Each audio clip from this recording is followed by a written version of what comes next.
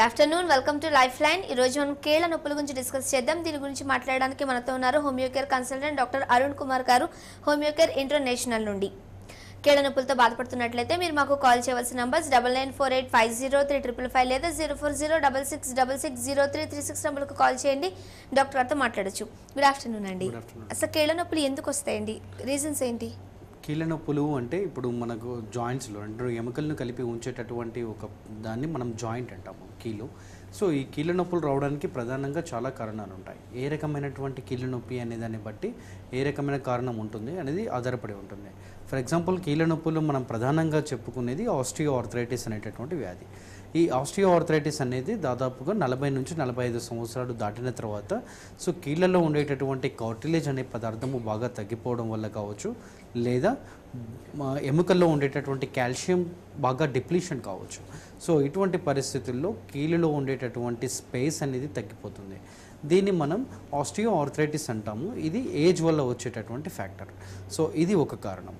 So ఇది కాకుండా కొన్ని రకాలైనటువంటి కీళ్ళ నొప్పులు ఉంటాయి. సో ఇవి మిగతా రకమైనటువంటి కీళ్ళ నొప్పులు. సో రుమటాయిడ్ ఆర్థరైటిస్ అంటూ తీసుకుంటాం. ఈ రుమటాయిడ్ ఆర్థరైటిస్ అనేది ఏంటి అంటే అది ఏజ్ వల్ల వచ్చేటటువంటి వ్యాధి కాదు. సో అది ముఖ్యంగా యంగ్ ఏజ్లో ఎక్కువగా వస్తూ ఉంటుంది. ఇది రావడానికి ప్రధానమైన కారణం ఆటో ఇమ్యూన్ డిసీజెస్. అంటే సో ఆటో ఇమ్యూన్ డిసీజ్ అంటే శరీరంలోని రక్షణ వ్యవస్థ తనకు తానుగా అటాక్ చేయడం మొదలు పెడుతుంది. సో దీనివల్ల ఆటో ఇమ్యూన్ డిసీజెస్ అనేవి ఎక్కువగా వస్తాయి. రొమటాయిడ్ ఆర్థరైటిస్ అనేటటువంటి వ్యాధి అందులో ఒక భాగంగా ఉంటుంది. సో ఇకపోతే గౌటీ ఆర్థరైటిస్ అని తీసుకున్నా, స్పాండిలోసిస్ అని తీసుకున్నాం, లంబార్ స్పాండిలోసిస్ కావచ్చు, సర్వైకల్ స్పాండిలోసిస్ కావచ్చు, లేదా డిస్క్ బల్జ్ కావచ్చు, డీజనరేషన్ ఆఫ్ ద డిస్క్ కావచ్చు. సో ఇటువంటివి అనేది ఒక్కొక్కటి ఒక్కొక్క కారణం బట్టి ఆధారపడి ఉంటాయి. ఓకే అండి. ఎన్ని రకాలుగా ఉంటాయండి ఈ కీళ్ళ నొప్పులు అనేవి?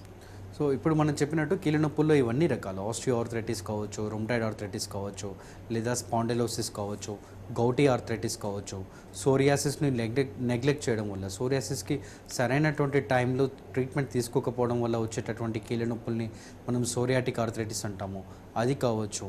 ఇన్ఫెక్టివ్ ఆర్థరైటిస్ అంటారు, ఏదైనా జాయింట్స్లో ఇన్ఫెక్షన్ ఉండడం వల్ల. సైనోవియల్ ఫ్లూయిడ్ ఉంటుంది. ఆ సైనోవియల్ ఫ్లూయిడ్ అనేది రెండు ఎముకల్ని లూబ్రికేషన్కి ఉపయోగపడుతూ ఉంటుంది, అంటే ఫ్రీ మూమెంట్ ఉండడానికి ఉపయోగపడుతూ ఉంటుంది. ఆ సైనోవియల్ ఫ్లూయిడ్ యొక్క ఇన్ఫెక్షన్ వల్ల కావచ్చు. సో ఇటువంటి కారణాలతో మనకు క్లాసిఫికేషన్ అనేది ఆధారపడుతూ ఉంటుంది. ఆస్టియో ఆర్థరైటిస్ అంటే ఏంటండి? సో ఇప్పుడు చెప్పినట్టు ఆస్టియో ఆర్థరైటిస్ అనేది ఏజ్ ఫ్యాక్టర్ వల్ల వస్తూ ఉంటుంది. దాదాపుగా సాధ్యమైనంత వరకు చాలామందిలో 45 సంవత్సరాల తర్వాత ఇది ఆస్టియో ఆర్థరైటిస్ అనేది మొదలవుతుంది. కొన్ని ఎక్స్ట్రీమ్ కేసెస్లో కొందరికి ముందుగానే మొదలు కావచ్చు ఎర్లీ ఆస్టియో ఆర్థరైటిస్. బట్ ఆస్టియో ఆర్థరైటిస్లో ప్రధానంగా జరిగేది ఏంటి అంటే రెండు ఎముకలను కలిపి ఉంచేటటువంటి కీలులో స్పేస్ అనేది తగ్గిపోతుంది, జాయింట్ యొక్క స్పేస్ తగ్గిపోతుంది. మధ్యలో ఉండేటటువంటి రెండు ఎముకల్లో అంటే కీలులో ఉండేటటువంటి కార్టిలేజ్ అనేటటువంటి ఒక జిగురు లాంటి పదార్థం ఏజ్ పెరుగుతున్న కొద్దీ తగ్గిపోతూ ఉంటుంది. ఎప్పుడైతే ఆ జిగురు పదార్థం తగ్గిపోతుందో రెండు ఎముకల మధ్యలో ఉండేటటువంటి లూబ్రికేషన్ తగ్గిపోతుంది, ఫ్రీ మూమెంట్ తగ్గిపోతుంది. నడుస్తున్న ప్రతిసారి ఒక చప్పుడు రావడం కానీ లేదా బాగా నొప్పి కలగడం కానీ జరుగుతూ ఉంటుంది. ఇది ఆస్టియో ఆర్థరైటిస్లో కనబడేటటువంటి ప్రధాన లక్షణం. దీనితో పాటుగా కాల్షియం కూడా చాలా తక్కువగా ఉంటుంది. సో వీళ్ళు ఏం చేయాలంటే కొంచెం కాల్షియం ఫుడ్ డైట్ తీసుకుంటూ కార్టిలేజ్ డిస్ట్రక్షన్ అయిపోతున్నటువంటి కార్టిలేజ్ని రీజనరేషన్ ఆఫ్ ద కార్టిలేజ్ కోసం హోమియోపతి మెడిసిన్స్ వాడుతూ ఉంటే కార్టిలేజ్ ఎప్పుడైతే ఇంప్రూవ్ అవుతుందో అప్పుడు ఆటోమేటిక్గా రెండు ఎముకల మధ్యలో ఉండేటటువంటి స్పేస్ కొంచెం దూరం పెరుగుతుంది. దానివల్ల మూమెంట్స్ అనేవి చాలా ఫ్రీగా ఉంటాయి. ఓకే అండి. ఇది ఆస్టియో ఆర్థరైటిస్ అని ఎట్లా గుర్తించవచ్చు? అంటే దాని లక్షణాలు ఎలా ఉంటాయి? ఆస్టియో ఆర్థరైటిస్లో చెప్పినట్టు ఫస్ట్ ప్రధానంగా కనబడేటటువంటి లక్షణం ఏజ్ ఫ్యాక్టర్గా ఉంటుంది. ఎటువంటి ఇన్ఫెక్షన్స్ ఉండవు, కాల్షియం అనేది కొంచెం తక్కువగా ఉంటుంది. ఒకసారి ఎక్స్రే కానీ లేదా పేషెంట్ యొక్క క్లినికల్ సిమ్టమ్స్ చూసుకున్నట్లయితే జాయింట్స్లో ముఖ్యంగా పెద్ద జాయింట్స్ ఎఫెక్ట్ అవుతాయి ఆస్టియో ఆర్థరైటిస్లో. అంటే మోకాళ్ళు ప్రధానంగా ఎఫెక్ట్ అవుతాయి. మోకాళ్ళ తర్వాత చూసుకున్నట్లయితే మోచేతులు లేదా భుజాలు ఇవి ఎక్కువగా ఎఫెక్ట్ అవుతూ ఉంటాయి. ఇది ఆస్టియో ఆర్థరైటిస్లో మనకు కనబడేటటువంటి లక్షణం. ఇకపోతే రుమటాయిడ్ ఆర్థరైటిస్ లాంటి వ్యాధులు చూసుకున్నట్లయితే అవి పెద్ద జాయింట్స్ కాకుండా చిన్న జాయింట్స్ ఎక్కువగా ఎఫెక్ట్ అవుతాయి. చిన్న జాయింట్స్ అంటే స్మాల్ జాయింట్స్ అంటే మన చేతి వేళ్ళకు ఉండేటటువంటి జాయింట్స్, ఇవి చేతి వేళ్ళకు ఉండేవి, మణికట్టు ఎక్కువగా ఉండేది, లేదా ఒక్కోసారి మోచేతులు, ముఖ్యంగా పాదం వేళ్ళు అంటే మన కాలికి ఉండేటటువంటి వేళ్ళు. సో ఈ జాయింట్స్ ఎక్కువగా ప్రధానంగా ఎఫెక్ట్ అయ్యేది రుమటాయిడ్ ఆర్థరైటిస్ లాంటి వ్యాధుల్లో. సో ఏ రకమైనటువంటి వ్యాధుల్లో ఏ ఏజ్లో వస్తుంది, ఏ కారణాల వల్ల వస్తుంది, ఎంత సివియారిటీ ఉంటుంది, ఏ రకమైనటువంటి జాయింట్స్ ఇన్ఫెక్షన్ వచ్చాయి, ఏ రకమైనటువంటి జాయింట్స్ ఇన్వాల్వ్ అయ్యాయి అనే దాన్ని బట్టి అది ఏ రకమైనటువంటి ఆర్థరైటిస్, దాని ట్రీట్మెంట్ డ్యూరేషన్ ఎంత ఉంటుంది, దాని అవుట్కమ్ ఎలా ఉంటుంది అనేది మనం ప్రెడిక్ట్ చేస్తాం. గౌటీ ఆర్థరైటిస్లో లక్షణాలు ఎలా ఉంటాయండి? గౌటీ ఆర్థరైటిస్ అనేది ఒక మెటబాలిక్ డిజార్డర్ వల్ల వస్తుంది. గౌటీ ఆర్థరైటిస్లో బ్లడ్లో ఉండేటటువంటి యూరిక్ యాసిడ్ అనేది ఉండాల్సినటువంటి మోతాదు కంటే ఎక్కువగా ఉండడం వల్ల బ్లడ్లో ఉండేటటువంటి ఆ యూరిక్ యాసిడ్ మొత్తం ఒక స్ఫటికాలుగా మారిపోయి, క్రిస్టల్స్గా మారిపోయి జాయింట్స్లో డిపాజిట్ అవుతూ ఉంటాయి. సో ఈ డిపాజిట్ అయినప్పుడు అక్కడ నడుస్తున్నటువంటి జాయింట్ మూమెంట్ ఉన్నటువంటి ప్రతిసారి పెయిన్ విపరీతంగా ఉంటుంది. లోకల్గా టెంపరేచర్ పెరుగుతుంది, అంటే జాయింట్ దగ్గర టెంపరేచర్ ఎక్కువగా పెరుగుతూ ఉంటుంది. అండ్ దాంతోపాటుగా మనకు ప్రధానంగా గౌటీ ఆర్థరైటిస్లో ఎక్కడ జాయింట్స్ ఎక్కువగా ఎఫెక్ట్ అవుతాయంటే కాలు యొక్క బొటన వేలు ఎక్కువగా ఎఫెక్ట్ అవుతూ ఉంటుంది. సో ఈ కాలు బొటన వేలు ఎఫెక్ట్ అవుతూ ఇటువంటి లక్షణాలు ఉన్నట్లయితే ఒకసారి బ్లడ్లో సీరం యూరిక్ యాసిడ్ ఇది ఎలా ఉందనేది చూసుకుంటే మనకు తెలిసిపోతుంది. ఓకే అండి, మీరు ఇంతకుముందు అన్నారు సోరియాసిస్ అన్నారు, అదొక స్కిన్ ప్రాబ్లం కింద అనుకుంటారు కదా. సో ఆ ప్రాబ్లం ఉన్నప్పుడు కూడా దాన్ని నెగ్లెక్ట్ చేయడం వల్ల కూడా ఈ కీళ్ళ నొప్పులు అనేవి వస్తాయా? ఎందువల్ల వస్తాయి అంటారు? అదొక స్కిన్ ప్రాబ్లం కింద తీసుకుంటారు కదా. మ్యాక్సిమం సోరియాసిస్ అనేది స్కిన్ ప్రాబ్లం. సోరియాసిస్ అనేది స్కిన్ ప్రాబ్లం. ఎప్పుడైతే సోరియాసిస్ని మీరు నెగ్లెక్ట్ చేస్తారో, సోరియాసిస్కి రైట్ టైంలో ట్రీట్మెంట్ తీసుకోరో, సోరియాసిస్కి కాంప్లికేషన్స్లో సోరియాసిస్ సరైనటువంటి ట్రీట్మెంట్ లేనప్పుడు దాని యొక్క డ్యామేజ్లో భాగంగా అది కనెక్టివ్ టిష్యూను డ్యామేజ్ చేస్తుంది. సో అంటే జాయింట్స్ని డ్యామేజ్ చేస్తుంది. సోరియాసిస్ కంట్రోల్లో లేకపోతే మాత్రం over a long period of టైంలో మీ ఎముకలు కూడా, అంటే మీ కీళ్ళు కూడా ఇబ్బంది పడేటటువంటి అవకాశాలు ఉంటాయి. దీన్ని మనం సోరియాటిక్ ఆర్థరైటిస్ అంటాం. ఈ సోరియాటిక్ ఆర్థరైటిస్లో జాయింట్ యొక్క ఈ పెయిన్తో పాటుగా జాయింట్ డిఫార్మిటీస్ వచ్చేటటువంటి అవకాశాలు కూడా ఉంటాయి. అంటే డిఫార్మిటీస్ అంటే స్ట్రక్చర్ కూడా చేంజ్ అయిపోతుంది. చేతి వేళ్ళు వంకర్లు పోవడము, ఇక ఇర్రివర్సిబుల్ డ్యామేజ్ జరిగితే మాత్రం ఇక ఆ వంకర్లు అలాగే ఉండిపోయే ప్రమాదం కూడా ఉంటుంది. కాబట్టి సోరియాసిస్ ఉన్నప్పుడు స్కిన్ మీద ఉండగానే మీరు ట్రీట్మెంట్ తీసుకున్నట్లయితే కాంప్లికేషన్స్ తగ్గించుకోవచ్చు. ఒకవేళ ఎప్పుడైనా జాయింట్ పెయిన్స్ కనుక స్టార్ట్ అవుతే మాత్రం ఇమీడియట్గా ట్రీట్మెంట్ తీసుకోవడం వల్ల జాయింట్ పెయిన్స్ నుంచి, కాంప్లికేషన్స్ నుంచి తగ్గించుకోవడంతో పాటుగా ఈ డిఫార్మిటీస్ రాకుండా కూడా మీరు జాగ్రత్త పడవచ్చు. ఓకే, ఇంతకుముందు మీరు చెప్పినట్టు ఇన్ఫెక్షన్ ఉన్నా సరే, అంటే ఈ జాయింట్స్లో ఇన్ఫెక్షన్ ఉన్నా సరే ఇది వస్తుంది అంటారు కదా, ఎట్లా ఫామ్ అవుతుందండి ఇన్ఫెక్షన్ అనేది? కానీ ఇన్ఫెక్షన్ అనేది ఇప్పుడు జాయింట్లో సైనోవియల్ ఫ్లూయిడ్ అనేది ఉంటుంది. సైనోవియల్ ఫ్లూయిడ్లో ఏదైనా ఇన్ఫెక్షన్ జరగవచ్చు. ఆ ఇన్ఫెక్షన్స్ వల్ల మనకు ఈ పెయిన్స్ తెలుస్తాయి. అప్పుడు ఎలా ఉంటుంది అంటే అక్కడ ఉండేటటువంటి బర్సా కావచ్చు, లేదా కీలులో ఉండేటటువంటి సైనోవియల్ మెంబ్రెయిన్ కావచ్చు, ఏదైనా దెబ్బ తగిలినప్పుడు కానీ, లేదా ఇన్ఫెక్టివ్ ఆర్థరైటిస్ అంటారు, ఏదైనా డిసీజ్ వచ్చినప్పుడు కానీ, సో ఇటువంటి కేసెస్లో ఇన్ఫెక్షన్ వచ్చేటటువంటి అవకాశం ఉంటుంది. ఇది పోస్ట్ వైరల్ ఆర్థరైటిస్ కావచ్చు, లేదా రియాక్టివ్ ఆర్థరైటిస్ కావచ్చు. సో ఇటువంటి కేసెస్లో ఏమవుతుందంటే అక్కడ ఉండేటటువంటి లోకల్గా ఉండేటటువంటి సైనోవియల్ ఫ్లూయిడ్ మొత్తం ఇన్ఫెక్షన్తో ఉండడం వల్ల అక్కడ టోటల్గా లోకల్గా ఉండేటటువంటి లింఫోసైట్స్ కానీ, న్యూట్రోఫిల్స్ కానీ ఇవి ఎక్కువగా పెరిగిపోతూ ఉంటాయి. అక్కడ వాపు అనేది పెరుగుతుంది. జాయింట్ నొప్పి మాత్రమే కాదు, జాయింట్ స్వెల్ అవుతుంది, వాపు ఎక్కువగా ఉంటుంది. జాయింట్స్ని ముట్టుకున్నట్లయితే చాలా వేడిగా ఉంటాయి. అంటే లోపల ఇన్ఫెక్షన్ కానీ, ఇన్ఫ్లమేషన్ ప్రాసెస్ కానీ చాలా ఎక్కువగా జరిగిపోతూ ఉంటుంది. సో జాయింట్ చాలా వేడిగా ఉంటుంది, వాపుగా ఉంటుంది, మూమెంట్ రెస్ట్రిక్షన్ ఉంటుంది, అంటే కదలదు. జాయింట్ అనేది సాధ్యమైనంత వరకు కదలదు. సో కదులుతున్నప్పుడు విపరీతమైన నొప్పి ఉంటుంది. దీంతో పాటు ఇవి ఉన్నప్పుడు మనం కొన్ని బ్లడ్ ఇన్వెస్టిగేషన్స్ చేయించుకున్నట్లయితే, సిబిపి కానీ లేదా మిగతా సైనోవియల్ ఫ్లూయిడ్ కల్చర్ కానీ చేయించుకున్నట్లయితే మనకు అది ఏ రకమైనటువంటి ఇన్ఫెక్షన్ వల్ల వచ్చింది అనేది కూడా తెలిసిపోతుంది. ఎలా డయాగ్నోస్ చేస్తారండి? ఏమైనా టెస్టులు చేస్తారా? సో ఇప్పుడు చెప్పినట్టు ఒక్కొక్క వ్యాధికి ఒక్కొక్క రకమైనటువంటి ఏజ్ ఉంటుంది, ఏ జాయింట్ ఇన్వాల్వ్ అవుతుంది అనేది ఆధారపడి ఉంటుంది. సో దాన్ని బట్టి అప్రోప్రియేట్ టెస్టులు చేస్తారు. యాంటీ-సిసిపి యాంటీబాడీస్ కావచ్చు, లేదా ఆర్ఏ ఫ్యాక్టర్ లాంటి టెస్టులు కావచ్చు, లేదా సీరం కాల్షియం కానీ, ఎక్స్రే కానీ, స్పాండిలోసిస్ లాంటి కేసెస్లో ఎక్స్రేలతో పాటు ఎంఆర్ఐలు కూడా ఇటువంటివి తీసుకుంటూ మనం డయాగ్నోస్ చేయడం అనేది ఎగ్జాక్ట్గా ఏ రకమైనటువంటి ప్రాబ్లం అనేది డయాగ్నోస్ చేయడం జరుగుతుంది. ఓకే, ఇప్పుడు మనం రకరకాల కీళ్ళ నొప్పుల గురించి మాట్లాడుకున్నాం కదా, వీటన్నిటిలోనూ ఏది సివియర్గా ఉంటుందండి? ఏవి సివియారిటీ చూపిస్తాయి నొప్పులు? యూజువల్గా ఒక్కొక్క రకమైనటువంటి ప్రతి దాంట్లోనూ పెయిన్ అనేది ఫస్ట్ అండ్ ఫార్మోస్ట్ అండి.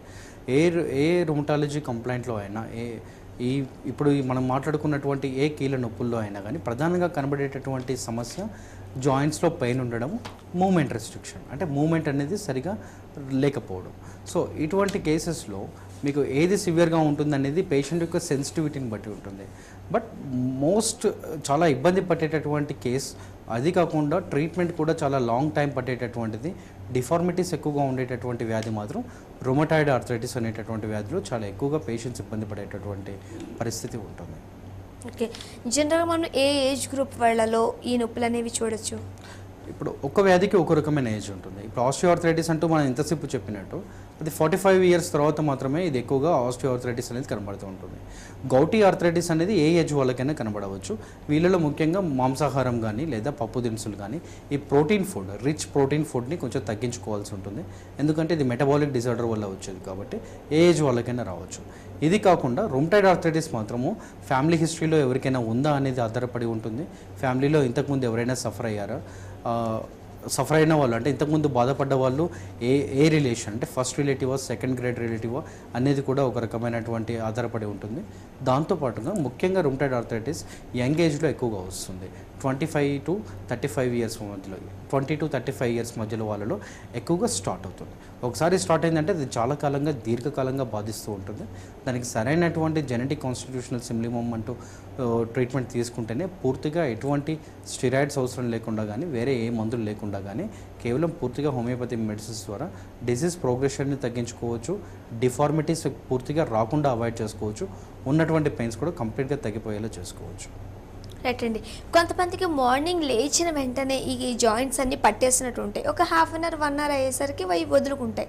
ఎందువల్ల ఇలా జరుగుతుందంటారు? దాన్ని ఎట్లా తీసుకోవచ్చు మనం?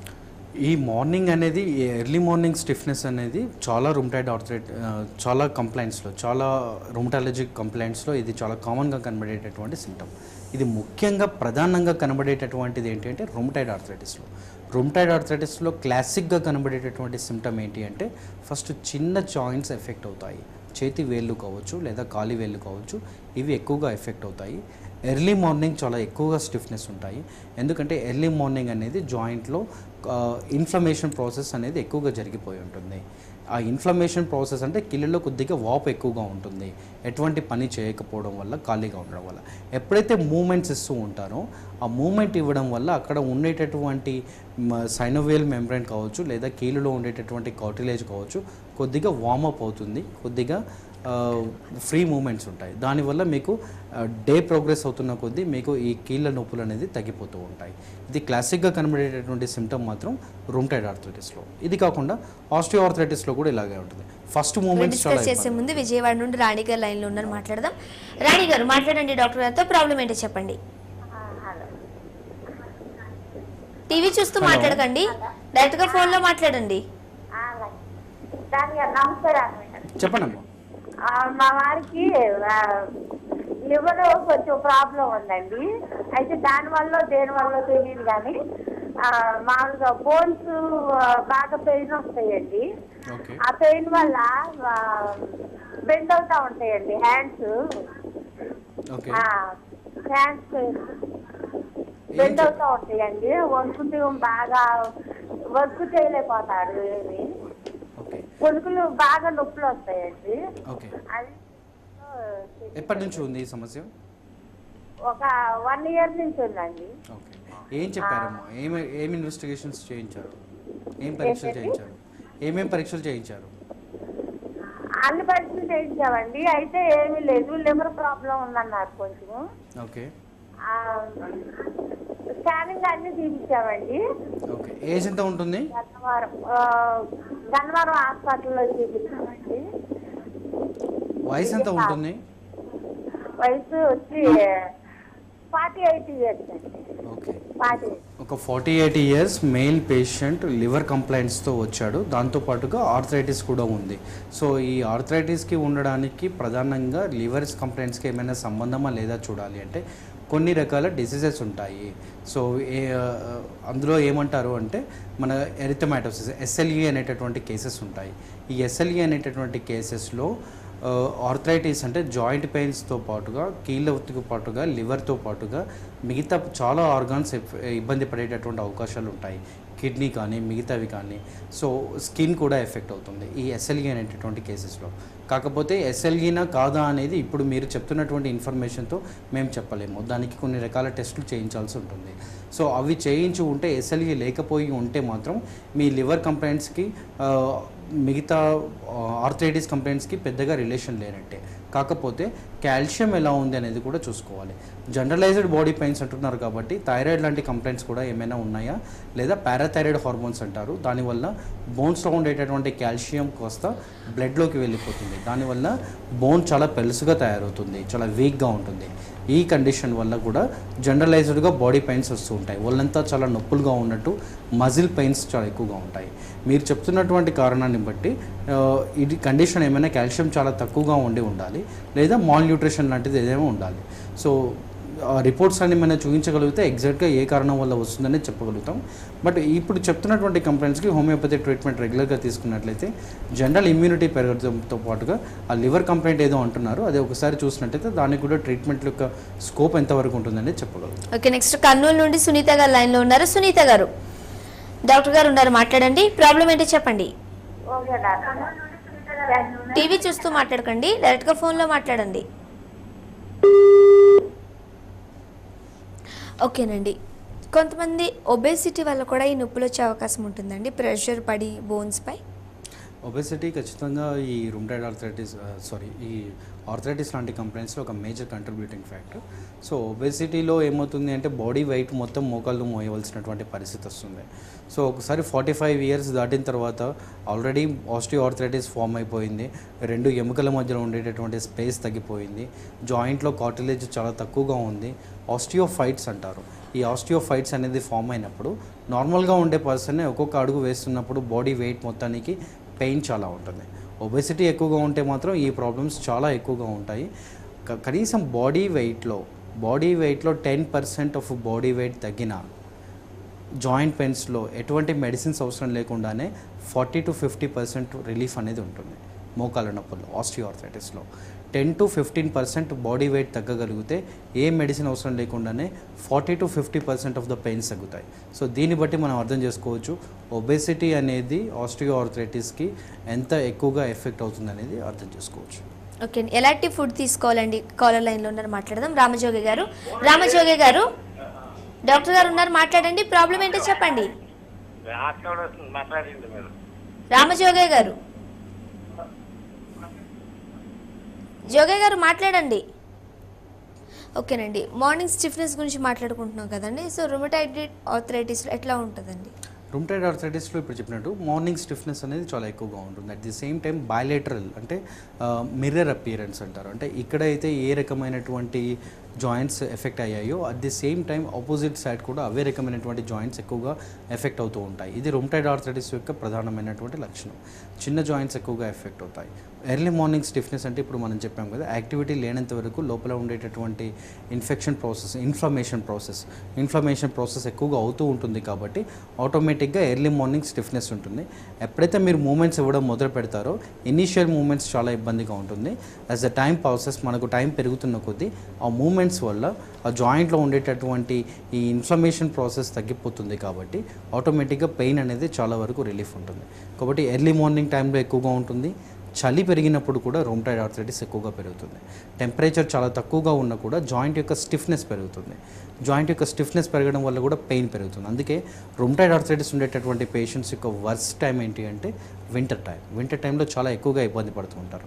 సో వీటన్నిటికీ తగ్గ ట్రీట్మెంట్ కాన్స్టిట్యూషన్గా ఇచ్చినట్లు పోతే డెఫినెట్గా ఎటువంటి స్టెరాయిడ్స్ అవసరం లేకుండానే మనకు రుమటాయిడ్ ఆర్థరైటిస్ని పూర్తిగా తగ్గించుకోవాలి. ఓకే, నెక్స్ట్ కాలర్తో మాట్లాడదాం. నమస్తే అండి, మీ పేరు? కాసిరెడ్డి. ఎక్కడి నుండి కాల్ చేస్తున్నారండి? అచ్చంపేట. ఓకే, డాక్టర్ గారు ఉన్నారు, మాట్లాడండి. ప్రాబ్లం ఏంటో చెప్పండి. హలో చెప్పండి సార్. సార్ ఇది నాకు మోకాళ్ళు చిన్న కీళ్ళ కాడ ఎప్పుడు వాపు వచ్చి బాగా నొప్పి సార్ గత 3-4 సంవత్సరాలు అండి. ఓకే చెప్పండి. నొప్పులు సార్ ఇవి వాపు వచ్చి కీళ్ళ మోపు సార్, మోకాళ్ళకు వేళ్లకు తర్వాత ఎక్కడంటే వాపు వస్తుంది. ఓకే, ఇది టెస్ట్ అయితే చేపించిన సార్. చేపిస్తే ఇది ఆదిత్య హాస్పిటల్లో చూపిస్తే ఆయన షాంపూ అనే ఒక టాబ్లెట్ రాసి వేసుకుంటే తక్కువ ఉంటుంది సార్. ఓకే, అదే ఈ టెస్ట్లు అయితే చేసినాము. దీంట్లో మీద అంటే అదే కీళ్ళ వాతము ఇది ఇట్లా ఉంటుంది అని అంటారు. మాకు ఏమన్నా ఎక్కడ మమ్మల్ని కాంటాక్ట్ చేయాలంటే ఎక్కడ కావాలి? ఓకే, యూజువల్గా ఇప్పుడు మీరు చెప్తున్నట్టు కాళ్ళలో వాపులు ఎక్కువగా ఉన్నాయి, పెయిన్స్ ఎక్కువగా ఉన్నాయి అండ్ మెడిసిన్స్ వాడుతున్నారు, కీళ్ళ వాతము అన్నారు అంటున్నారు. సో యూజువల్గా దీన్ని ఏమంటామంటే రొమటైడ్ ఆర్థరైటిస్ కావచ్చు, లేదా మీ ఏజ్ కనుక 45+ ఉండి కేవలం మోకాళ్ళు మాత్రమే ఉంటే మాత్రం ఆస్టియో ఆర్థరైటిస్ అయ్యే అవకాశాలు ఉంటాయి. సో ఏది అనేది డయాగ్నోస్ చేయాలంటే మీరు ఇంతకుముందు చేయించినటువంటి టెస్ట్లు ఒకసారి చూపించండి. లేదు ఏం టెస్టులు చేయించలేదు అంటే మాత్రం ఒకసారి ఆర్ఏ ఫ్యాక్టర్ అంటారు, ఆర్ఏ ఫ్యాక్టర్ అనేటటువంటి టెస్ట్ చేయించండి. లేదు అంటే యాంటీ-CCP యాంటీబాడీస్ అంటారు, అది కూడా ఒకసారి చేయించండి. సో దాంతో మనకు ఎగ్జాక్ట్గా ఏంటి అనేది అర్థమైపోతుంది. సో దానికి తగ్గటువంటి ట్రీట్మెంట్ తీసుకుంటే మీకు ఖచ్చితంగా రిలీఫ్ అనేది ఉంటుంది. కన్సల్టేషన్ కోసం అయితే మీకు కనబడుతున్నటువంటి నెంబర్కి మీరు ఒకసారి ఫోన్ చేసి అపాయింట్మెంట్ తీసుకోగలిగితే సో కన్సల్టేషన్ ఫిక్స్ చేస్తారండి. రైట్ అండి. కీళ్ళ నొప్పుల గురించి బాధపడుతున్నట్లయితే మీరు మాకు కాల్ చేసే ముందు మీ టీవీ వాల్యూమ్ పూర్తిగా తగ్గించేసి డైరెక్ట్గా మీరు ఫోన్లో మాట్లాడండి, లేకపోతే డిస్కనెక్ట్ అవుతుంది. ప్లీజ్ గుర్తుపెట్టుకోండి. నెక్స్ట్ కాలర్స్తో మాట్లాడే ముందు లైఫ్ లైన్లో షార్ట్ బ్రేక్ తీసుకుందాం. చూస్తూనే ఉండండి TV1.